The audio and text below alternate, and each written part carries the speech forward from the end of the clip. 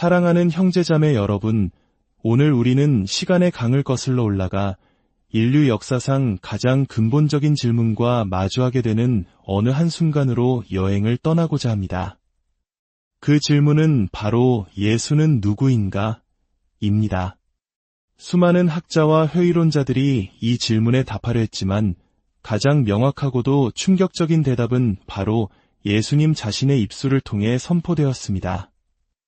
이 심오한 여정을 시작하기에 앞서 오늘 나누는 이 말씀이 여러분의 마음에 울림을 준다면 좋아요와 구독을 통해 더 많은 영혼들에게 이 진리의 빛이 전해질 수 있도록 도와주시길 바랍니다. 하나님의 은혜가 진리를 찾는 모든 이들에게 함께하기를 기도합니다. 오늘 우리가 함께 묵상할 말씀은 요한복음 5장입니다. 복음서 전체가 예수께서 하나님의 아들 그리스도이심을 믿게 하고 그 이름을 힘입어 생명을 얻게 하려 함이라는 목적을 가지고 기록되었지만 요한복음 5장만큼 주 예수 그리스도의 신성에 대해 이토록 강력하고 포괄적으로 증언하는 장은 찾아보기 힘듭니다.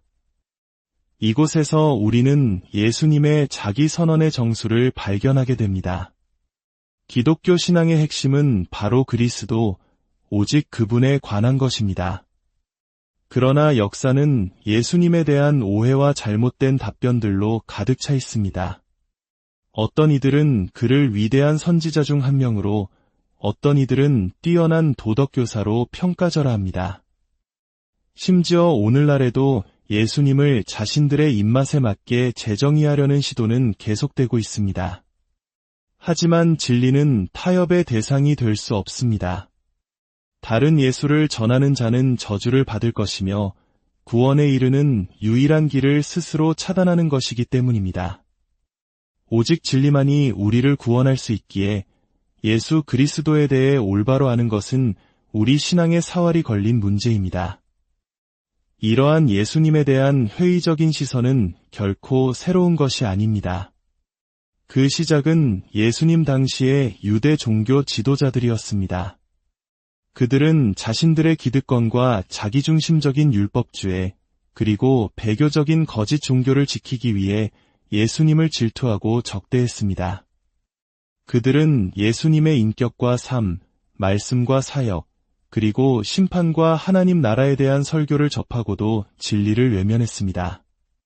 그들은 예수님을 사마리아인이라 부르며 사회의 이단아로 취급했고 귀신 들렸다고 모함했으며 심지어 사탄의 힘을 빌어 기적을 행한다고 비난했습니다.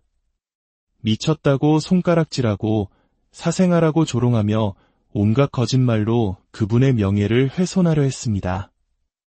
그리고 그들의 악의적인 정신은 인류 역사를 통해 수많은 후계자들에게 이어져 내려왔습니다. 이 모든 논쟁의 한가운데서 우리는 반드시 출발점으로 돌아가야 합니다. 바로 예수님 자신은 스스로에 대해 무엇이라 말씀하셨는가? 라는 질문입니다. 어떤 이들은 예수님이 단 한 번도 스스로를 하나님이라고 주장한 적이 없다고 말합니다. 과연 그럴까요? 오늘 우리는 요한복음 5장 17절부터 24절의 말씀을 통해 그분의 육성을 직접 듣고자 합니다. 성경을 펴주십시오. 요한복음 5장입니다. 이 사건의 발단은 안식일에 일어난 한 치유 기적이었습니다. 예수님께서는 38년 된 병자를 안식일에 고쳐주셨습니다. 유대 종교 지도자들은 율법 그 자체보다 자신들이 만들어 놓은 수많은 규정에 얽매여 있었습니다. 그들에게 안식일에 병자를 고치는 행위는 용납할 수 없는 율법 위반이었습니다. 그들의 분노가 예수님을 향했을 때 사람들은 아마도 예수님께서 안식일 규정에 대해 변호하거나 토론을 벌일 것이라 예상했을 것입니다. 그러나 예수님은 그들의 예상을 완전히 뛰어넘으셨습니다. 그분은 안식일 논쟁에 머무르지 않으시고 논의의 차원을 자신의 정체성, 즉 신성에 대한 장엄한 선포로 끌어올리셨습니다. 이것은 단순한 율법 해석의 차이가 아니라 존재론적 대결의 시작이었습니다. 예수님은 이 짧은 구절들 속에서 자신이 5가지 측면에서 하나님과 동등하다고 선언하십니다. 본성, 사역, 능력, 권위, 그리고 진리에서 말입니다. 첫째, 본성에 있어서 하나님과 동등하십니다. 17절에서 예수님은 이렇게 대답하십니다. 내 아버지께서 이제까지 일하시니 나도 일한다. 그리고 18절은 그들의 반응을 보여줍니다. 유대인들이 이로 말미암아 더욱 예수를 죽이고자 하니 이는 안식일을 범할 뿐만 아니라 하나님을 자기의 친아버지라 하여 자기를 하나님과 동등으로 삼으심이러라. 내 아버지. 당시 어떤 유대인도 감히 하나님을 이렇게 사적이고 친밀하게 부르지 못했습니다. 그들에게 하나님은 이스라엘 민족의 아버지였을지언정 개인의 아버지는 아니었습니다. 너무나도 파격적인 이 호칭은 자신이 하나님과 동일한 본질을 공유한다는 엄청난 주장이었습니다. 그리고 유대 지도자들은 그 의미를 정확하게 이해했습니다. 예수님은 말씀하십니다. 내 아버지가 쉬지 않고 일하시니 나도 일한다. 이것은 안식일의 주인이 누구인지를 선포하는 것입니다. 하나님께서 우주를 붙들고 은혜와 자비를 베푸시며 생명을 주관하시는 일을 단 하루도 멈추지 않으시는 것처럼 아들인 자신도 그와 같이 일한다는 것입니다. 안식일법이 하나님께 적용되지 않듯 자신에게도 적용되지 않는다는 선언입니다. 이는 곧 나는 하나님과 동등하다는 선포와 다름없었습니다. 둘째, 사역에 있어서 하나님과 동등하십니다. 19절과 20절입니다. 그러므로 예수께서 그들에게 이르시되 내가 진실로 진실로 너희에게 이르노니 아들이 아버지께서 하시는 일을 보지 않고는 아무것도 스스로 할 수 없나니 아버지께서 행하시는 그것을 아들도 그와 같이 행하느니라. 아버지께서 아들을 사랑하사 자기가 행하시는 것을 다 아들에게 보이시고 또 그보다 더 큰 일을 보이사 너희로 놀랍게 여기게 하시리라. 아들은 아버지와 독립적으로 행동할 수 없습니다. 이는 아들이 능력이 부족해서가 아니라 아버지와 아들의 뜻과 본성이 완벽하게 하나이기 때문입니다. 이것은 예수 그리스도의 절대적인 무죄성, 즉 죄를 지을 수 없는 본성을 증명하는 가장 위대한 구절 중 하나입니다. 그분은 본질적으로 아버지가 행하시는 일 외에 다른 어떤 것도 행하실 수 없기 때문입니다. 아버지께서 하시는 모든 일을 아들도 똑같이 행하신다는 이 담대한 주장은 유대 지도자들의 적대감을 더욱 증폭시켰습니다. 20절은 그 이유가 성부와 성자 사이에 무한하고 초월적인 사랑에 있다고 설명합니다. 아버지는 아들을 사랑하시기에 자신이 아는 모든 것을 아들에게 보여주십니다. 골로새서가 증언하듯 그리스도 안에는 지혜와 지식의 모든 보화가 감추어져 있으며 신성의 모든 충만이 육체로 거하십니다. 셋째, 능력에 있어서 하나님과 동등하십니다. 21절입니다. 아버지께서 죽은 자들을 일으켜 살리심같이 아들도 자기가 원하는 자들을 살리느니라. 생명을 주는 자는 누구입니까? 바로 하나님입니다. 생명의 근원이신 창조주이십니다. 요한복음은 태초부터 그분 안에 생명이 있었다고 선포합니다. 예수님은 여기서 아버지께서 죽은 자를 살리시는 것처럼 아들인 자신도 원하는 자에게 생명을 주는 권능을 가졌다고 말씀하십니다. 이는 단지 육체적인 부활뿐만 아니라 영적인 생명을 주시는 주권적인 능력을 포함합니다. 이 권능의 정점은 바로 예수님 자신이 나는 부활이요 생명이라고 선언하신 데서 드러납니다. 넷째, 권위에 있어서 하나님과 동등하십니다. 22절입니다. 아버지께서 아무도 심판하지 아니하시고 심판을 다 아들에게 맡기셨으니 궁극적인 권위는 누구에게 있습니까? 바로 최후의 심판을 행하는 자에게 있습니다. 한 인간의 영원한 운명을 결정하는 권위, 그것은 오직 하나님께만 속한 것입니다.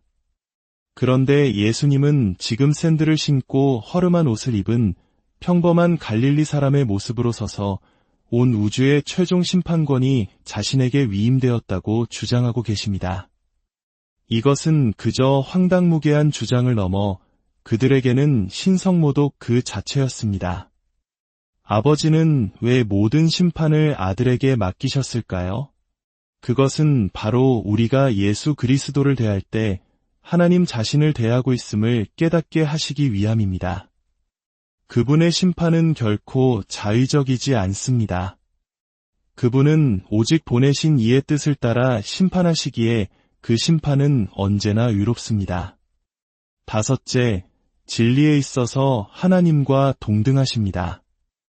24절 말씀은 우리에게 주어진 가장 위대한 약속 중 하나입니다. 내가 진실로 진실로 너희에게 이르노니 내 말을 듣고 또 나 보내신 이를 믿는 자는 영생을 얻었고 심판에 이르지 아니하나니 사망에서 생명으로 옮겼느니라. 예수님은 여기서 자신의 말을 듣는 것과 자신을 보내신 아버지를 믿는 것을 동등한 것으로 말씀하십니다. 영생을 얻기 위해서는 아들의 말을 들어야 하고 아버지를 믿어야 합니다. 내 말은 곧 하나님의 말씀이다. 이는 자신의 모든 가르침이 절대적인 하나님의 진리와 동등한 권위를 가짐을 선포하는 것입니다. 이 모든 선언은 하나의 정점을 향해 나아갑니다. 예수님께서 이 모든 주장을 하신 궁극적인 이유는 무엇일까요? 바로 여섯 번째, 영광에 있어서 하나님과 동등하시기 때문입니다. 23절입니다. 이는 모든 사람으로 아버지를 공경하는 것 같이 아들을 공경하게 하려 하심이라. 아들을 공경하지 아니하는 자는 그를 보내신 아버지도 공경하지 아니하느니라. 이것이 바로 모든 것의 결론입니다.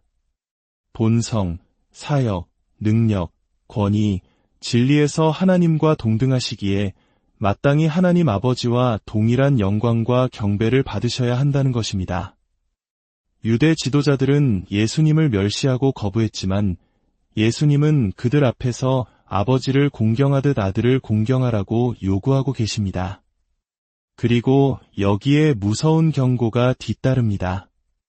아들을 공경하지 않는 것은 그를 보내신 아버지를 공경하지 않는 것입니다. 우리는 결코 아들을 거부하면서 아버지를 사랑한다고 말할 수 없습니다. 하나님께 나아가는 유일한 길은 아들이신 예수 그리스도를 통해서입니다. 사랑하는 성도 여러분, 예수님의 이 선언 앞에 우리는 선택의 기로에 섭니다. 그분은 자신이 주장하신 그대로 하나님의 아들이시거나 아니면 인류 역사상 가장 과대망상적인 사기꾼일 뿐입니다. 중간지대는 없습니다. 이사야 선지자는 이미 예언했습니다. 그는 주 앞에서 자라나기를 연한 순 같고 마른 땅에서 나온 뿌리 같아서 고운 모양도 없고 풍채도 없은즉 우리가 보기에 흠모할 만한 아름다운 것이 없도다. 그는 멸시를 받아 사람들에게 버림받았으며 사람들의 눈에는 그렇게 보였을지 모릅니다. 그러나 그분은 바로 만왕의 왕이시여 만주의 주이십니다. 온 우주가 그분의 발 앞에 엎드려 경배할 것입니다. 우리가 일생을 통해 배우고 지켜야 할 가장 신성한 진실은 바로 예수 그리스도의 정체성입니다. 이 진리는 결코 희미해져서는 안 됩니다. 우리의 모든 신앙과 소망은 이 반석 위에 세워져야 합니다. 하나님 아버지, 오늘 말씀을 통해 우리 주 예수 그리스도의 위대하심을 다시 한번 깨닫게 하시니 감사합니다. 그분이 누구이신지에 대한 이 장엄한 진리가 우리의 삶을 이끌어가는 등불이 되게 하옵소서. 예수께서 그리스도시요 살아계신 하나님의 아들이심을 믿는 믿음 안에서 영원한 생명을 누리게 하시고 그 믿음이 흔들리지 않도록 우리를 굳게 붙들어 주옵소서. 그 존귀하신 이름으로 기도드립니다.